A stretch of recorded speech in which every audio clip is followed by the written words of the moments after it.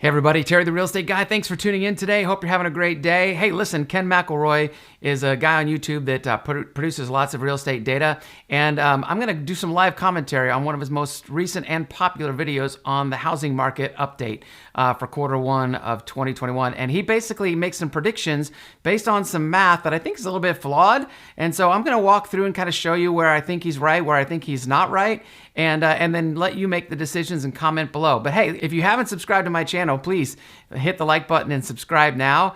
And let's jump in. I'm going to play Ken's video at like 1.25 speed. It's not going to be too fast so that we can all keep up and just keep this video moving, okay? So let's just jump right in. I think it's going to happen in 2021. So let me just jump right in, guys. As you guys know, the inventory is at an all-time low. And if you want to track this month to month, I recommend that you go to the Federal Reserve in St. Louis and just type that in, and you can get an idea of like the active listing counts in the United States. As you guys can see, that is a really good resource. They've been down, and we're use. obviously in Tons of all-time information. low. And then another one that I really want you guys to take a look at is this housing inventory. Right now, these are new listing counts in the United States. As you can see, they've actually gone up from December. This is a very important point. I'm going to come back to this later. But you can see here the new listing count in the United States actually went up from December to January. Okay, so he makes some claims about this kind of increase in inventory from December to January, and I kind of want to clarify that. So let's think about it commonsensically for a minute, right? What big holidays at the end of November? We have Thanksgiving, and then in December we have lots of holidays. We have Hanukkah and Christmas, and so the people that typically put their houses on the market in December, and I should know because I was a listing agent for 17 years before I got into real estate investing, is the fact that people don't put their houses on the market unless one thing is absolutely true. They have to sell. And so you'll see a dip in inventory in December, mainly because of all the holidays, and then you'll see after the holidays, people get their Christmas decorations put away and all that stuff. And then you'll see some houses come on the market in January. But typically people aren't necessarily out there shopping or beating the door down. They are today in this particular market, but normally they're not. Okay, let's jump back in here. That's actually boding well. So what this really means is that as inventory comes back on the market, that prices will then stabilize. So let's take a look at the existing inventory right now. What we can see here from the Federal Reserve is that the housing inventory right now in December was right around 1 million houses. And as you can see, guys, this is 1.4. It's bounced around from March, April, May, June. So it spiked somewhere about in here right after the pandemic started. And it obviously just started to go down. Right now, we're basically at 1,070,000. So the real question is, what's a normal market? Because that's the first thing you got to solve to. What do people think a normal market is when prices are not going up like crazy and there's not too much inventory? So that's what we're going to solve to next. So what I decided to do was just jump over to the National Association of Realtors and see what do they consider to be a balanced market. And what the National Association of Realtors says is that a 6-month supply is associated with moderate price appreciation. So basically, the National Association of Realtors. Okay, so Ken's absolutely right about this part. 6 months based on the National Association of Realtors, of which I've been a member of for almost 20 years. That is the right number, 6 months. That means that no one really has the advantage. It's like the middle of the teeter-totter kind of thing. And both the scales are kind of balanced both ways, buyers and sellers. You know, you'll find some motivated sellers, some motivated buyers. You'll find really good deals in that kind of market. It's not a seller's market, nor is it a buyer's market at 6 months. Now, he spends a couple of minutes talking about this, so I'm going to fast forward past that part, and then we'll get back to it. That the balanced market is about 6 months. This is going to be very important for you guys to come back to later. A balanced market, according to the National Association of Realtors, is 6 months of inventory. Now, here's where it really starts getting interesting. So we know that the National Association of Realtors says that 6 months inventory is a balanced market. So now we got to take a look at the month supply. So we knew that in December of 2019, in this period of time, there were 3 months of supply. And right now in December of 2020, just 1 year later, there's 1.9 months of supply. So basically, supply has gone from 3 months to about 2 months in 1 year. So when they had 3 months of supply in December of 2019, they were saying that that was 1,390,000 listings. What we already talked about is that the supply is sitting around 2 months is 1,070,000 listings. So the difference between December of 2019 to December of 2020 is right around 300,000. So as you guys can see, this is about 2 months and this is about 3 months. So you can reasonably say that about 300,000 listings equals about 1 month's This is where the math supply. starts to break down a little bit. 3 minus 2, 1,390,000 minus 1,070,000. So I know it's not exact math, but it's pretty darn close. If you take a look at where they were in December of 2019, the 1,390,000 minus the 1,170,000, so we can conclude that a 300 house inventory decline, so we'll go 300K inventory decline, equals 1 month inventory based on the 3 all the way to 2. Okay, so here's the problem with this math. You can't take 1 month of sales in the United States and compare it to the next month. You can actually say, okay, this is for December to December. But what Ken's doing, he's making references and predicting the future based on this particular month. And let's talk about this particular month. In all of the 12 months, you're not going to find jammed up family holidays this close together. And so typically the inventory is at its lowest in December because people are taking their houses off the market because of the holidays. People aren't putting their houses on the market because of the holidays. And so I'm going to show you something real quick on the computer here. This is the National Association of Realtors. And here we go. All right, let me bring it up. So you can see that they have a 6.69 million annual rate. This SA stands for seasonally adjusted annual rate. And if you go back, you can look at this graph a little bit. If you go back and you look at 2017 all the way in here, this seasonally adjusted rate typically is around 5 to 5.5 million properties. That's been what it's been for the past several years. And then you see this big precipitous drop, and then it goes back up, and now all of a sudden we have this big precipitous increase, basically because we had this really fall off during that pandemic, those 2 or 3 months during the pandemic. So we don't have to look at this 6.69 million, but if we did, if we ran that out over 12 months, we'd be looking at about 557,000 houses per month that sell. Now, it doesn't look like this. It's not a flat curve, right? Typically, houses sell in the spring and summer months. We all kind of know that.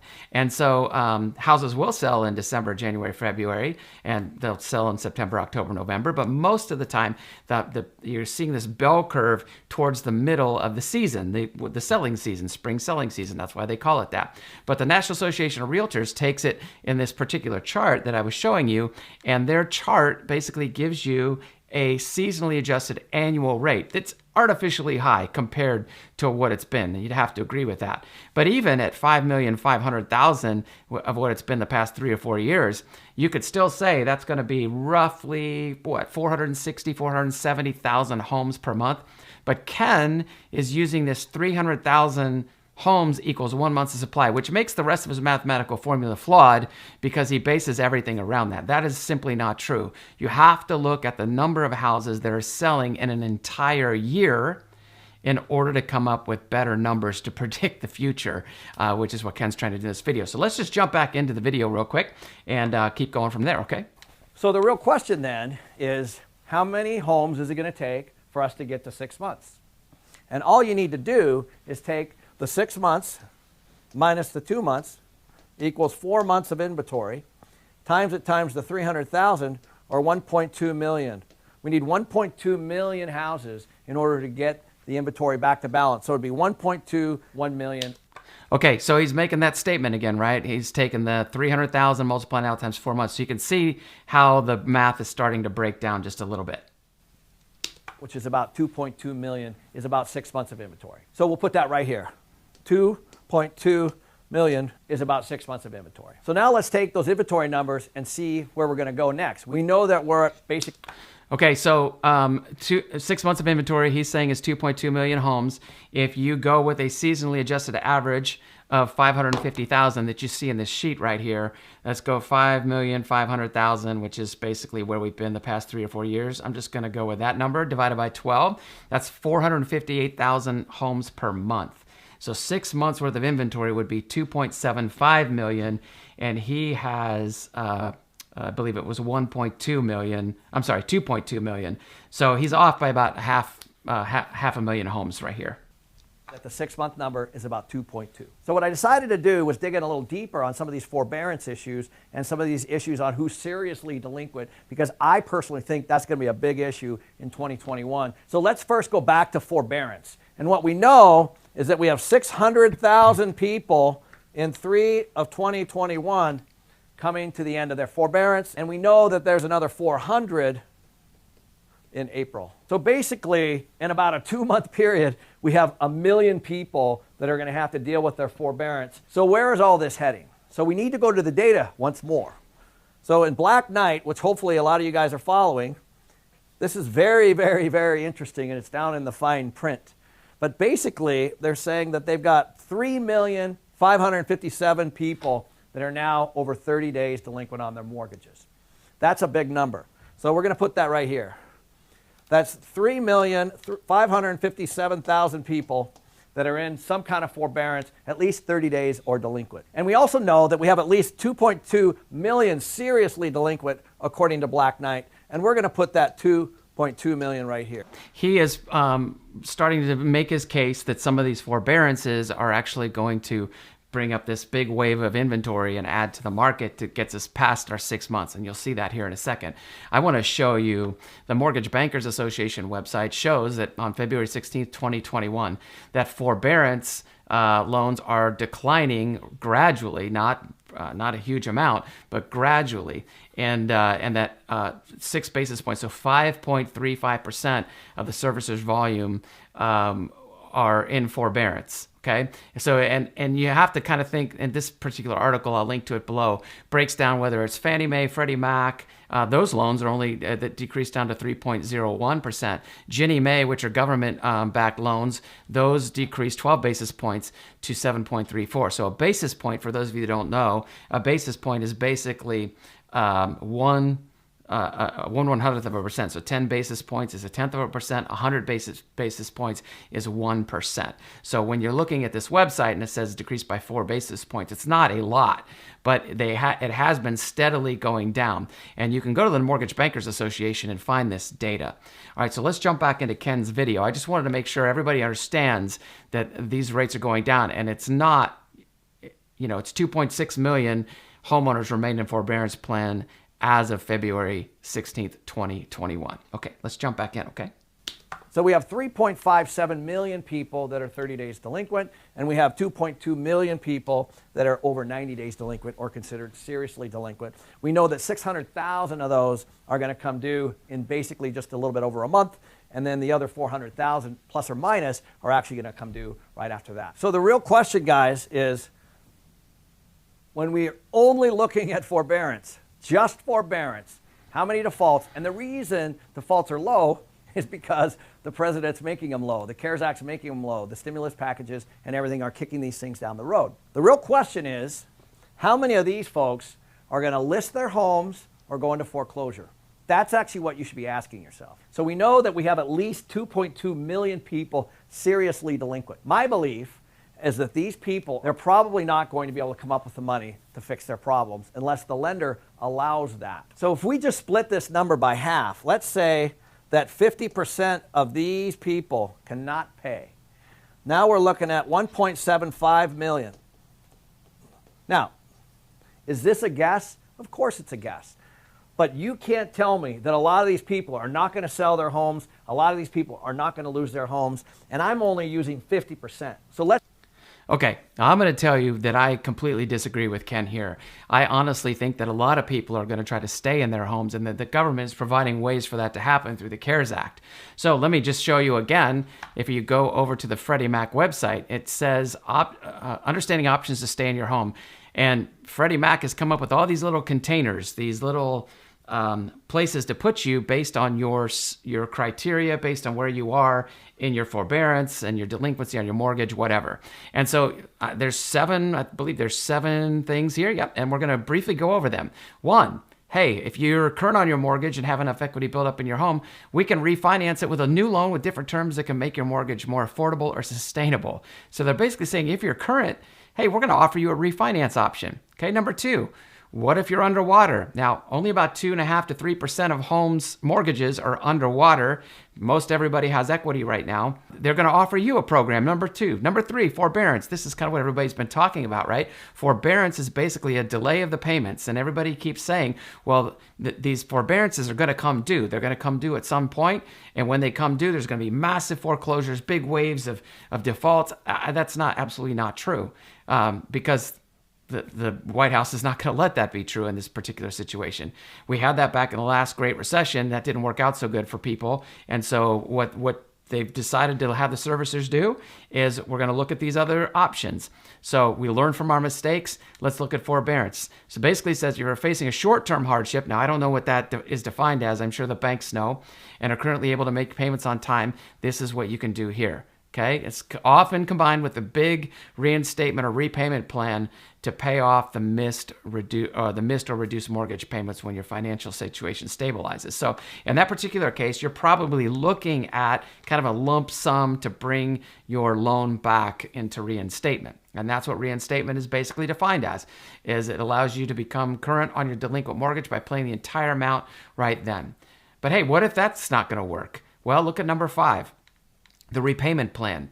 If you're recovering from a short-term hardship and are able to afford your regular home, here's a plan for you. Payment deferral. Here's a plan for you. Modification. Here's a plan for you. I'll link below. Tell me what you think in the comments. I don't think this is right. I don't believe we're going to get 1.75 million homes coming on the market when you have this. Oh, and by the way, we're not done yet. I just reviewed and did a video on a 22-page document that the Housing and Urban Development put out, and it basically shows all of these containers, very similar, actually better terms. So they show all these changes for government-backed loans. What are government-backed loans? Government-backed loans could be FHA, it could be VA, it could be USDA.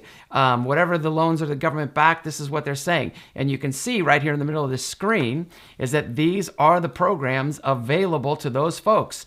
There is no way, absolutely no way, we are going to get 1.75 million homes coming on the market, as Ken says in his video. Okay? All right, we're going to keep rolling because there are some things I agree with him at. Here we go. We know that right now we have 1 million, which equals 2 months of supply. So if we add the inventory. So again, he's using the same math, which doesn't work. I proved to you earlier that it's not going to work, so you're going to have to kind of ignore that. But let's keep rolling here.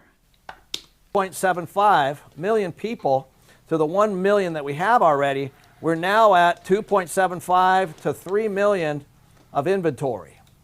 So this number is going to go way up, way past the 6 months of balanced housing, which is 2.2. So my prediction is by the end of this year and into next year, we're going to have at least this many defaults, and it's going to add to the inventory, which is currently at about 1 million houses. So based on what he was saying there, he's saying that 1.75 million, he's expecting 1.75 million defaults on mortgages. With all the government-backed subsidies and help and CARES Act, he's predicting that 1.75 million homes are going to be defaulted. Not just defaulted, but those people are either going to go into foreclosure, that's what a default is, or they would have to list their house. That doesn't count as a default. If you're listing your property, you're not going into default, you're just selling your property outright, okay? Those of you that are upset, just be upset at the numbers. The numbers are what they are. But the numbers are wrong. 5 million people that are delinquent. There's 2.2 million people that are seriously delinquent, and I'm only using 1.75 million as my estimate. So now let's take a look at where we're all heading with all of this. I already went through the forbearance, but this is what I think is going to happen to inventory, and this is where you guys need to be watching this year. And it's going to be different from market to market. In other words, Florida is going to be drastically different than New York, which is going to be drastically different than California. So this is all a local issue, a sub-market issue, and you can drill down and find all the specific information in your individual market if you like.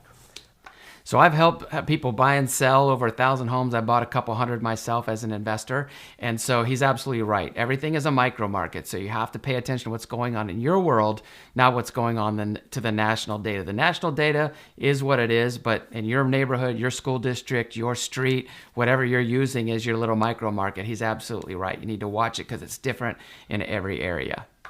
But forbearance is definitely going to grow the inventory. There's no way around it. The government can't keep kicking the can down the road on this issue. This is real money that people owe, and at some point, just like in 2008, they're going to have to pay it or default.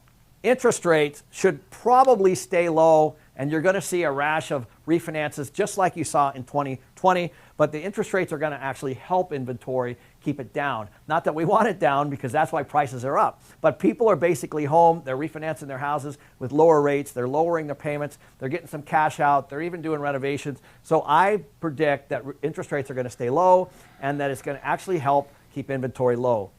The work from home is also going to keep people in their houses and keep inventory low. I think we saw a lot of migration already in 2020. We'll probably see some more, but for now, I think that it's probably only going to contribute to people staying home and working from home as opposed to going to the office.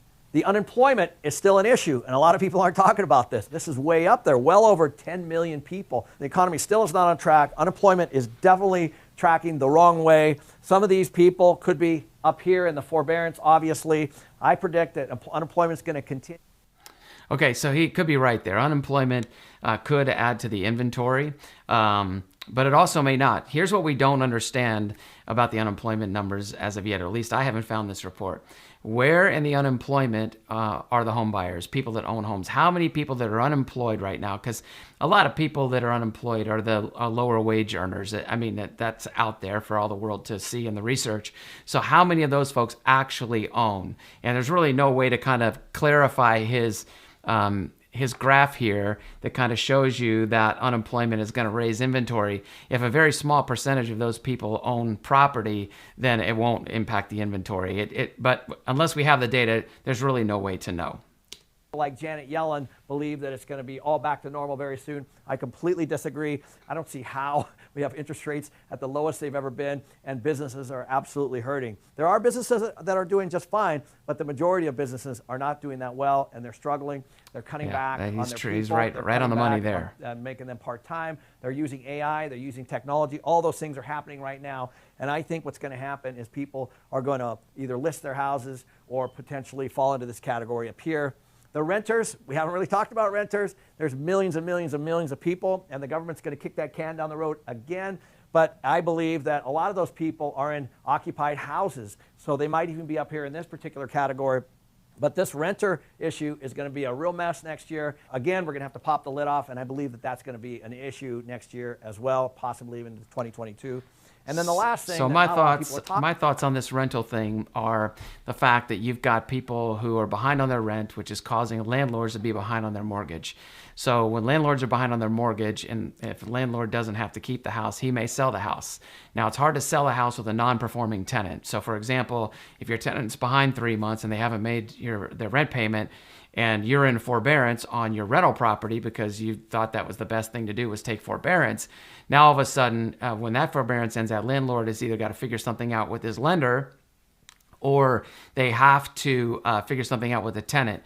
So this whole rental landlord situation may add some product back onto the inventory. Time will tell. We'll be able to tell more as we move along, but I think Ken's right there. The inventory thing with the rental, it could be very, very interesting as we move forward.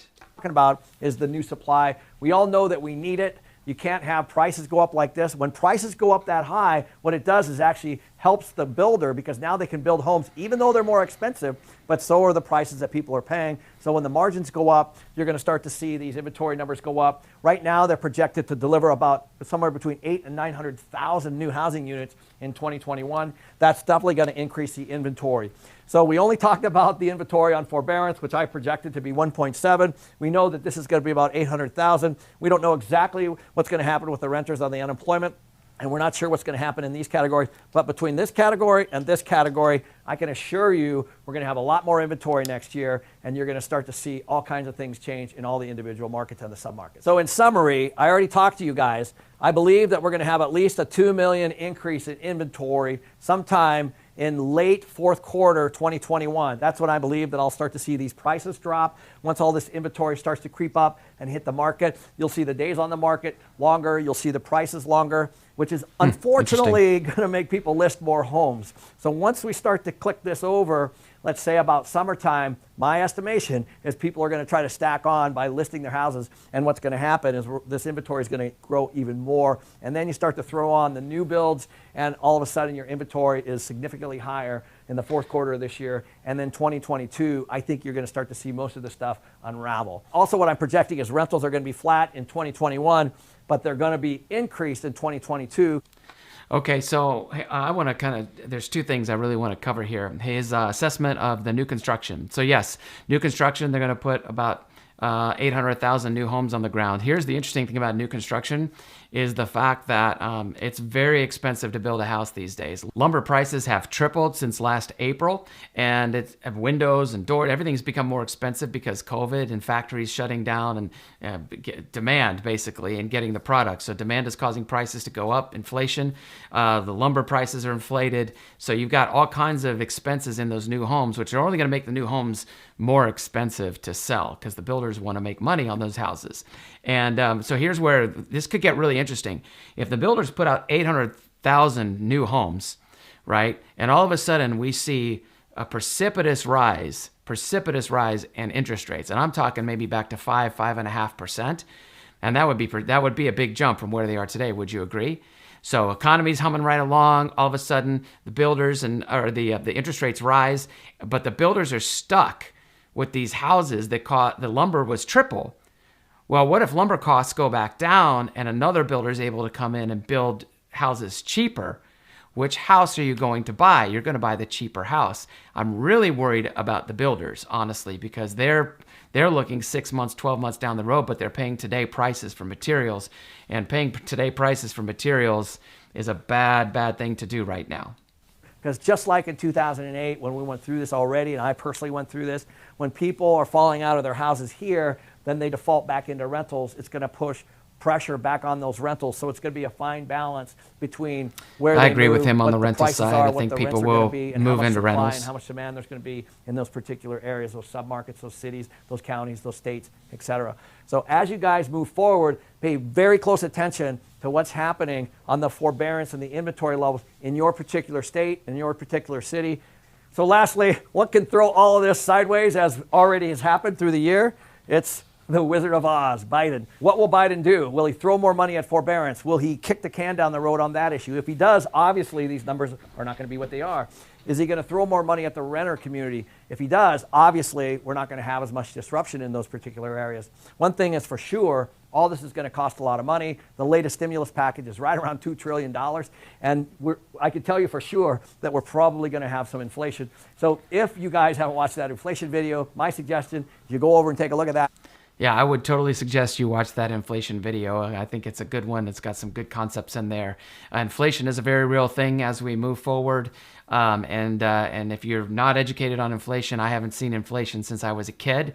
Really precipitous inflation that really impacted me as a person or how I invest. I think it's very wise that people go out and study inflationary periods in the market and how they can affect your investments, whether it's stocks or housing, whatever. I hope you've enjoyed this. Ken's a great guy. He does a really good job. When I was watching it, I'm like, this math doesn't make sense. You know, again, if you go back to the National Association of Realtors, they have a whole slide deck that shows you things based on where we've been for the past several years. And that's really where you want to look. Follow the National Association of Realtors, the Federal Reserve. Actually, the Federal Reserve gets their information from the National Association of Realtors. So I hope you found this video helpful. It's important to make sure you run the math correctly. It's important to make sure you check people's numbers.